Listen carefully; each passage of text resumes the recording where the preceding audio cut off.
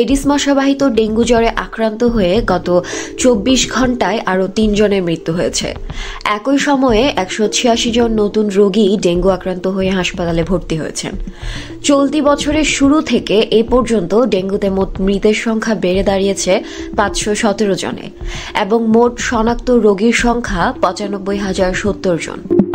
৬ December স্বাস্থ্য অধিদপ্তরের health emergency operation সেন্টারের নিয়মিত সংবাদ বিজ্ঞপ্তিতে জানানো হয়েছে যে গত ২৪ ঘণ্টায় মারা যাওয়া ৩ জনই ঢাকা উত্তর সিটি কর্পোরেশনের বাসিন্দা। নতুন ভর্তি রোগীর সংখ্যা বিভাগ ভিত্তিক: বরিশাল বিভাগ ৪ জন, চট্টগ্রাম বিভাগ ৫ জন, ঢাকা বিভাগ সিটি কর্পোরেশনের বাইরে ৪০ জন, ঢাকা উত্তর সিটি কর্পোরেশন ৪২ জন, ঢাকা দক্ষিণ সিটি কর্পোরেশন ৬৭ জন, খুলনা বিভাগ ১৭ জন, ময়মনসিংহ বিভাগ ১০ জন এবং সিলেট বিভাগ ১ জন।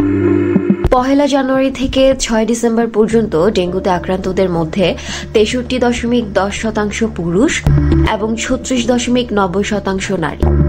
অন্যদিকে মৃতদের মধ্যে ৫১.৬০% নারী এবং ৪৮.৪০% পুরুষ।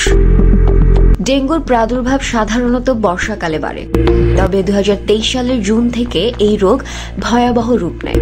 ২০২২ সালে ডেঙ্গুতে মারা যান ২৮১ জন, আর ২০১৯ সালে এই রোগে আক্রান্ত হয়েছিলেন ১,০১,৩৫৪ জন।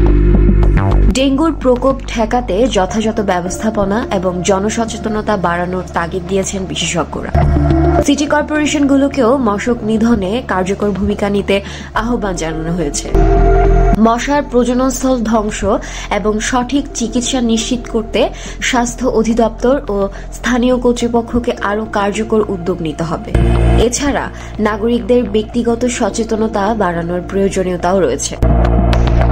Desk report, world vision.